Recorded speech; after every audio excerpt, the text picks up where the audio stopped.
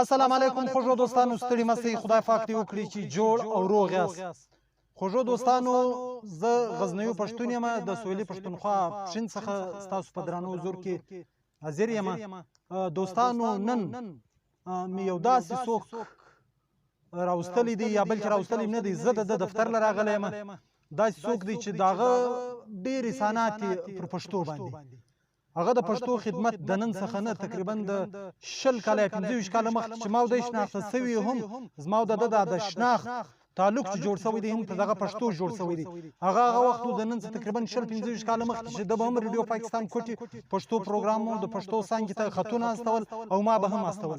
دغه وخت زما د شناخت او تعلق جوړ شوی دی او د خدای پاک لاک شکر دی چې تقریبا 25 کاله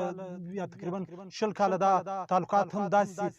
دوامدار پاتې شوی دی. لکه د دوه ورونو ضرور به اختلاف راغلی، ضرور به مختلفې خبرې راغلي، د کور کې د ورور په منځ کې هم راځي، د پلار د زوی په منځ کې هم راځي، هغه به راغلي وي. خو یوه خبره هسې نه چې ارمان صاحب مخامخ دی، که څه هم د رتبې په لحاظ دی تر ما ډېر اوچت دی، د یو پروفیسر دی په کالج کې. خو دا زه په ایماندار درته وایم چې هر وخت ما د په منځ کې یو څه مسله هم راغلې ده، بېرته ټېلفون ده راته کړی دی. دومره بې نفسه، دومره خاکساره دا زموږ یو استاد دی عظیم ارمان صاحب. نو زه نور ستاسو قیمتي وخت نه اخلم، ټولې خبرې زه د ده په دغه کې نه کوم. دغه وایي ستا د ښایست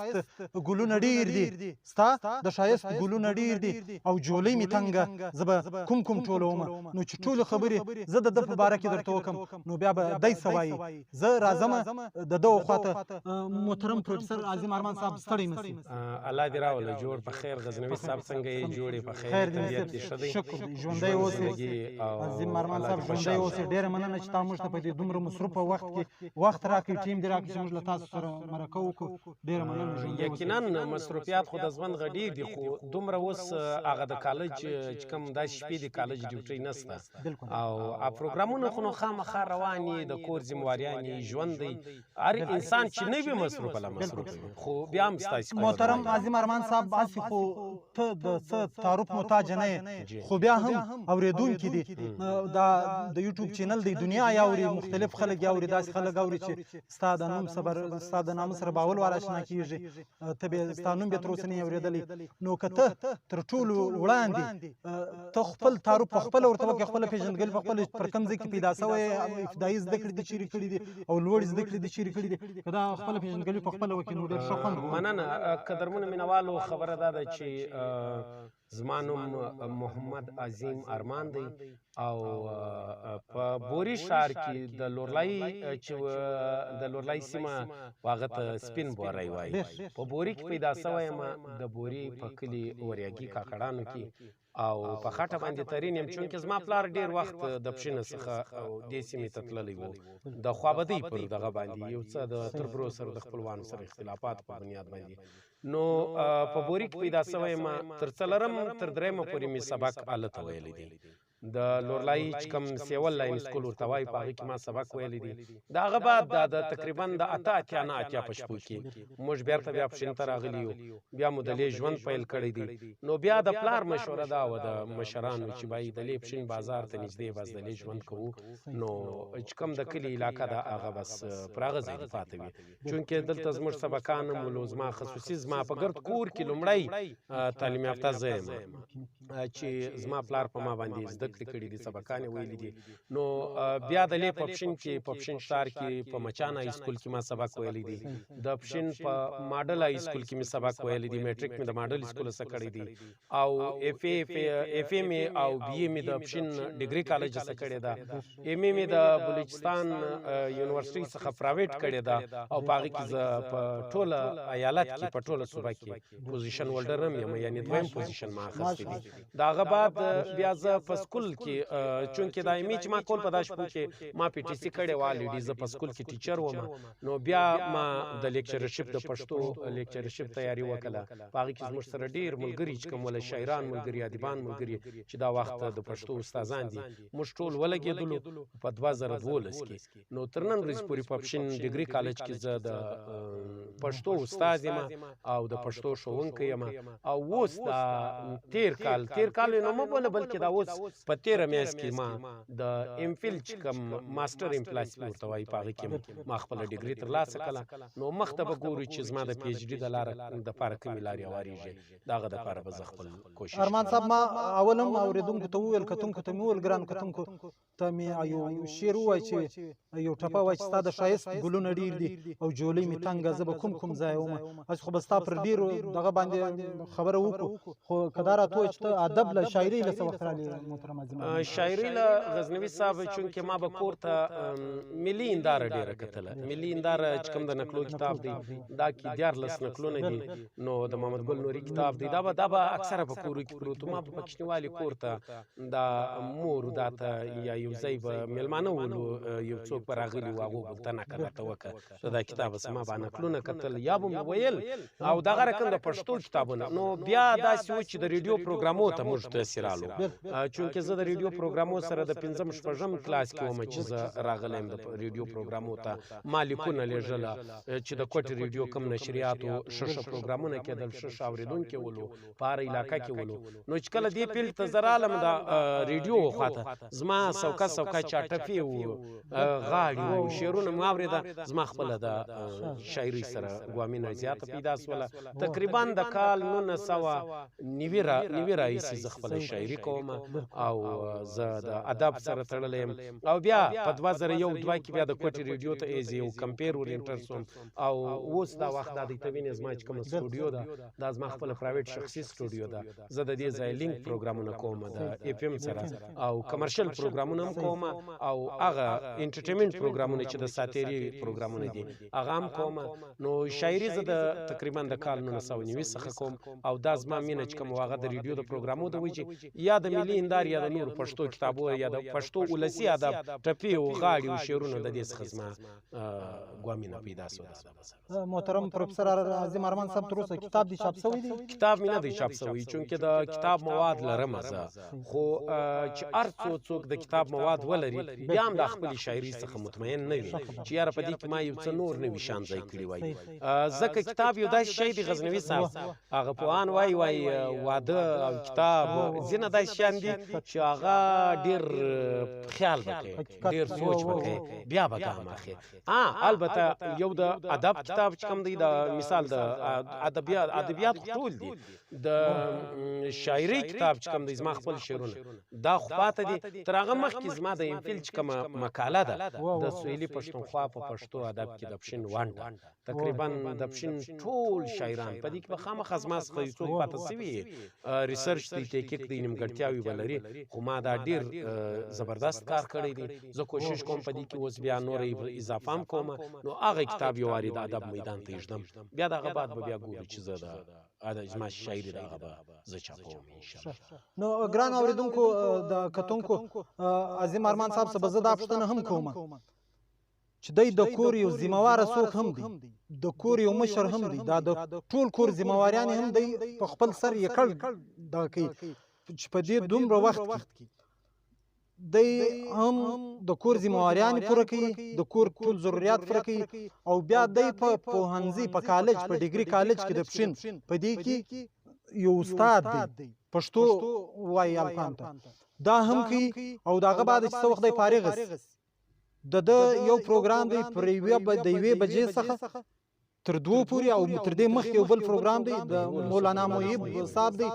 چې هغه د 12 تر 12 بجو پورې د هغه پروګرام هم کوي د 1 بجې غش بیا دی دا د انیتا کاسمیټک پروګرام دی دا هم کوي تر 2 بجو پورې نو زه دا پښتنه بدل سوکم چې ته دا ګرد څنګه کوي او ادب ته هم وخت باسي چې ته دا څنګه سر ترتیبي عظیم ارمان صاحب خبره دا غزنوي صاحب بالکل چونکې زه په کالج کې زما دواړه پیریډان داسې دي چې هغه په کالج کې یو په بل پسې دي نو کالج کې ما خپل سټوډنټس ته چې کوم فرست ایئر دی او سیکنډ ایئر دی هغه ته ما خپل یو ترتیب د کلاسو یې شي دي په هغه ټایم کې زه خپل کلاس هم سار د کور راځم او بیا په د تیر ورځ کې ماته د پښین د ګرلز کالج چې کوم کلاسونه و دا غم یو افر وسو چونکې هغه ما د مصروفیات د وجې سره ټکراو کوي هغه کلاس ما په دې نو اخیستی چې زما دلته مصروفیات زیات وو په کالج کې خپله یې کاډ یم مخکې د پښتو ژبه استادان نور هم راسره وه چونکې هغه ټرانسفر سوله نو زه دا وخت یې کاډ یم پر ما باندې بوج دی او بیا د هغه بعد بیا زه دغه پروګرامو ته تقریبا پاو کم لس کم یا 15 کم 12 بجې وي چې زه سټوډیو ته راسم بیا سټوډیو اپریټ کما ترتیب یې کما بیا لینک ورکما اف ام ته بیا خپل پروګرامونه وکما نو د هغه بعد بیا د کور سامانونه دعای وکا هغه وکا بیا کور ته تاګ یا د لی بازار کې خود وخت به باسي چې انسان ټایم ټیبل وساتي داغه مطابق سهار چې دا ژوند پیل کیږي مثال ژوند خو پیل دی خو چونکې د ورځې آغاز کیږي هر انسان باید چې ټایم ټیبل وټاکي زه باید چې پر دا ټایم د کوره ووځم زه باید چې پر دا ټایم کالج ته داخل سم خپل ډیوټي ته ورسم خپل ټایم یې معلوم پر دا ټایم زما پروګرام شروع کیږي چونکې مایک خو زما انتظار وخت نه کوي زه به پر خپل ټایم راځم دغه مطابق به پروګرامونه کوم بیا به د ژوند چارې دي او ادب دی نو د شپې د خوا زه اکثره بیا ادبیاتو ته یا سټډي ته مطالعه ته ټایم ورکوم نو بیا د نن سبا د سوشل میډیا دور او چې کوم دغه دی د دې سره سیاسي سرګرمي دا پاکستان نو لہذا ډېر مصروفیات هر انسان مصروف خپل ځان ته وګوره ډېر مصروفیات بالکل ډېر مصروفیات بیا زه خو لا شکر الحمدلله زه خپل دا درته وایم چې ژوند خو ډېر ښه روان دی خو ته خپل ژوند ته پام وکړه څومره ستړیا سره مخامخ غربت ستا ستړیاوې ستا کور دی مشري دا اته چې زه به دا درته تاسو ما د مصروفیاتو ذکر وکړئ زما چې د ورونو کورونه دي دا غو ذمہواری هغه باندې تللی دا غو د کور ذمہواری نه زما پر سر او عظیم صاحب یو پښتنه درڅ کوم عظیم ارمان صاحب تقریبا یو 15 شپږ کاله کېږي غالبا تر دې هم ډېر کېږي ستا یو ټولنه وه ادبي ټولنه پامیر ادبي ټولنې په نامه باندې نو د هغه فعالیت روان دی هغه کوي یا یاره خبره دا ده چونکې زما د ریډیو د پروګرامو د وجې ته ما وینې چې زه یاره که په یو کچارۍ کې زما یو کار یو دسخط یو د یو بچي یو کار یا د لوکل یو کار یا د وراره یو کار یا یو بل زوري کار یو شناخت کارت زه په قسم درته وایم که زه هغه ته خلاصېږم چونکې سهار به راځم کالج څه پروګرامونه چې زه وروځم دفتران باندې نو لہذا ټولنه خو ستا اوسم ستا فامیر پښتو ادبي ټولنه زه شمس شمیم صاحب دغسې زموږ سره نور ملګري غفاریان صاحب دغسې نور ملګري په دې کې راسره ولو اوسم هغه ملګري زه ښه ملګري لرم خو خبره دا ده چې غیر فعاله فعاله پاته ده چونکې زما د مصروفیاتو د وجې نو چې کله هم موږ وغواړو هغه ټولنه به موږ بیرته فعاله ساتو انشاءالله مجلسونه به وي پروګرامونه به وي او ناستې ولاړې به وي خو فلحاله چې کوم دی زما ټولنه چې کومه موږ جوړه کړې وه چونکې زه په ډېرو ټولنو کې پاته سوم خو ټولنه اصل زموږ د کام مسله نه سي حل کولی نه ټولنه موږ ته دا شی حل کولی سي په کار دا دی ته به وینې یو سړی دی د لسو ټولنو مقابله کوي زه به مثال داسې ورکړم لکه پروفیسر سیال کاکړ صاحب لکه درویش صاحب لکه دغسې نور هغو په یې سر یعنی بیخي ډېر کتابونه چاپ کړي دي نو دا خو لازمي نه دی چې د یو ټولنې د پلیټ فارم څخه به ته کار کوي خو چونکې هغه تا ته یو ګراوند در جوړوي یو سهولت در کوي د هغه په پلیټ فارم باندې ته مشاعرې کولی سې ته یو پروګرام جوړولی سې ته میلمانه شاعران راغوښتلی سې هغو ته هم عزت ورکولی سې بیا که بله ورځ د ده په ښار کې د ده په علاقه کې یو پروګرام وي په هغې کې ته ګډون ورسره کولی سې دا موږ د دې دپاره ده کړي که نه چونکې کار کول هغه بغیر ټولنې هم کېږي او د ټولنې سره او عظیم ارمان صاحب یوه پوښتنه د ادب په حواله درڅه کومه پښین چونکې د ادب مرکز پاته سوی و دلته د ادب ډېر پروګرامونه کېدل دلته وخت پر وخت مشاعرې او سیمینارونه کېدل خو داسې یو څه وخت کېږي هسې خو په مجموعي طور په ټوله سویلي پښتونخوا کې بیا خاص کر زموږ په پښین کې دلته زه پخپله په ډېرو ادبي ټولنو کې پاته سوی یم دلته به ډېر پروګرامونه کېدل د کال به خامخا پسرلنۍ مشاعره به کېدل په د مني کې به کېدل په ژمي کې به کېدل ډېر مشاعرې به کېدې پروګرامونه به کېدل خو اوس هغه رجحان ډېر سوکه سوی دی هغه دغه بالکل که دا درته وایم پر نشت حساب دی بیخي د دې څه وجه دا ده چې چونکې پخوا سوشل میډیا نه و په خوا سوشل میډیا نه و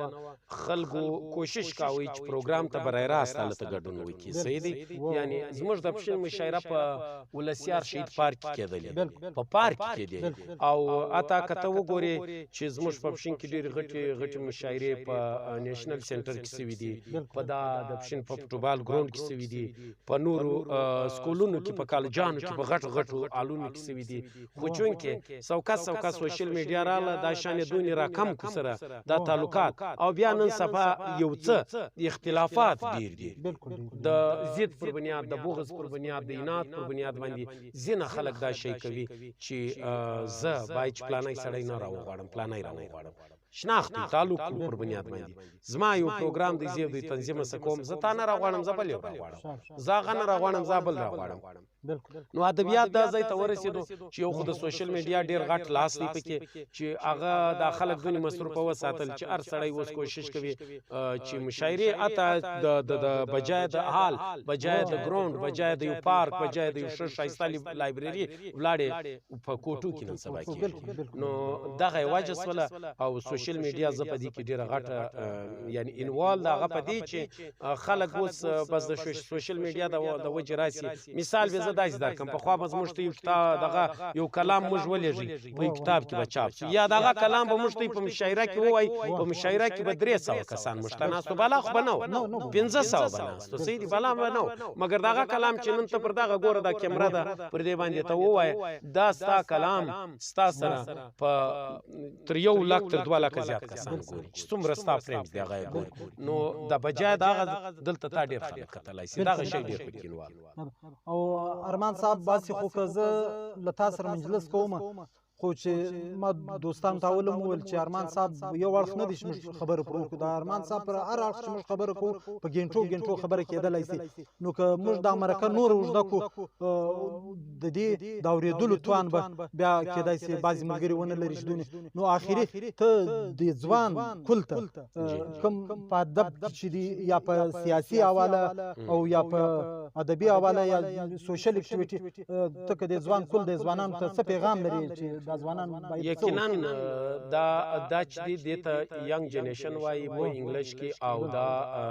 نن سبا ته وینې د سوشل میډیا د فیسبوک د ټویټر د واتس اپ دا رقم نور چې کوم د سوشل میډیا مختلف دغه روان دي نو ته وینې دنیا بالکل ګلوبلایزیشن چې ورته وایي یعنی یو نړیوال کلي باندې بدله ده زما ځوانانو ته دا پیغام دی خاص کر د پښتو ادب و ځوانانو ته د پښتو ادب و مینوالو ته و شاعرانو ته زما دغه پیغام دی چې تر هر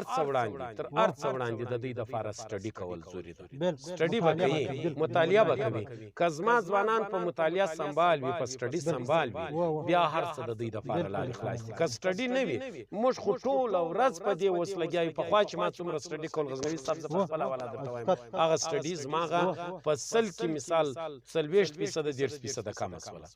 صحیح دی هغه په دې کم سوله چې سوشل میډیا راغله زما چې د سټډي کم ټایم هغه سوشل میډیا وي زه فیسبوک وګورم تراسه یا زه واتس اپ وګورم چې غزنوي صاحب کوم پیغام درکړی پلانای به څه وایي پلانای بیا په سیاسي حواله په ادبي حواله زه دغه ځوانانو ته دا وایم چې یوه خبره په یاد وساتئ چې موږ دا ژوند تېرېږي موږ به یو غزنوي صاحب ما او تا ډېر ښه نږدې سره پاته سوي یو خو سیاست مو په ډاګه کړی دی ادب مو په ډاګه کړی دی او ښکاره مو کړی دی او په دې ښار خلک یو ژوند سره تېروو د دې پښتني ټولنې برخه یو وګړي یو په کار دا دی زموږ ځوانان مطالعه ولري او سیاست د نظریاتي سیاست وکي دا چې نن دوري میدان کا سبا دوري میدان کا د المرګل خو دې ودې توای ګل تفراز وای یا سورج مخي وتوای په انګلیش کې سان فلاور وتوای دا سهار مخه دوري غرمه مخ دوري مازګری دلمر سره دا خو یا بای چې موږ نو دې ته چاپلوسی وای په کار دادی چې ادب شپه نره باندې وکړو سټډي ورته وکړو او په ادب کې ګوره ادب پخوا غم دوران بالکل د غم دوران معنا دا ده چې د جانان جدایي د عشق خبرې د مینې خبرې د شونډو د زلفو خبرې د نور داسې اجر و فراق و وصال و دا مګر اوس غم دوران ډېر پکې شامل شوی دی زموږ ډېرو شاعرانو و دې دغه لاره مشترک کړې ده غم دوران غم جانان پخوا ولو اوس غم دوران دی هغه په دې چې زموږ قام د څومره ستړو سره مخامخ دی، زموږ ټولنه د څومره ستړو سره مخامخ ده. زموږ ځوانانو ته پکار دی که شاعري کوي نو د دې قام غم دی پکې ذکر کړي، د دې قام ستړې ورځ دی پکې ذکر کړي. پر افغان وطن پر پښتانه وطن چې کومه ستړې روانه ده دا باید چې د پامه نه وغورځوي. موږ خو شاعري کوو او ضرور عشق به هم ستایو، مینه به هم ستایو، زلفې به هم ستایو، ښکلا او دغه جمالیات به هم ستایو. خو خبره دا ده د قام غم، د وطن غم، د کونډو د یتیمانو غم، پر پښتون وطن چې کوم ظلم او جبر روان دی د دې دا به باید نو لہذا ځوانان دې مطالعه وکړي، سټډي دې وکړي، په فکري حواله په سیاسي حواله په هر څه چې کوي په کار دا دی په همت یې وکړي، په جذبه یې وکړي او صرف او صرف د دې کام لپاره یې وکړي. ارمان صاحب زه یار په اخر کې په پای کې بیا ستا ډېره شکریه ادا کوم، ستا ډېره مننه کوم. ستا له دومره مصروفیات له ژونده څخه دې موږ ته دومره ژوند راکړي چې زه ستا حالات تر ملګرو ورسوم، دا ستا پېژندګلوي وسي. دا ملګري ډېر تجسس به کوي، داسې ملګري چې مثال ارمان صاحب تعلیم چیرې کړی دی په دې حواله ډېرو ملګرو ما څه پوښتنې کولې، نو دا ښه دغو ملګرو ته تا په خپله جواب ورکړي، ستا د ژوند ټولې کیسې دې ورته وکړې. ډېره مننه، زه ستا ډېره شکریه ادا کوم. په پای کې کور دې ودان، خدای دې عزت وکړي. الله دې تاسو هم عزتمن لري، زموږ ټول اورېدونکي دې خدای عزتمن لري. چونکې موږ الریډي زه ورته د سوشل میډیا او د الکترونیک میډیا یا ریډیو د یا نور د داسې دغه سره زموږ فعال یو، زموږ رابطه ده. خدای مو قدرمن لره او خدای مو عزتمن لره. هر وخت راتلی سي، هر وخت به سره کښېنو، هر وخت به مجلسونه سره کوو. همدغه ډول مرکې که ته د نورو شاعرانو سره هم وکړې نو هغه به دا وي چې زموږ ځوانان به خلک وپېژني، د دې ښار ځوانان به خلک وپېژني. ډېره مننه. خوږو دوستانو، دا و د محترم پروفیسر محمد عظیم ارمان صاحب مرکه چې تاسو واورېدله، له هر اړخه مې واورېدله. ډېر تفصیلي، ډېره خوندوره، ډېره خوږه مرکه وه. لکه څنګه چې محترم پروفیسر عظیم ارمان صاحب وویل، دا زما له تاسو سره کول دی. زموږ د پښین د سیمې، بلکې د پښین نه د ټولې سهیلي پښتونخوا د هرې سیمې زه به دا کوشش کوم چې داسې شاعرانو، لیکوالانو، کوم د پښتو دپاره چې په هر حواله خدمت کړی وي د هغو ملګرو مرکې تر تاسو پورې در ورسوم. نو ما غزنوي پښتون ته تر راتلونکي پروګرامو پورې اجازه راکړئ. مننه، ژوندي اوسئ، کور مو ودان.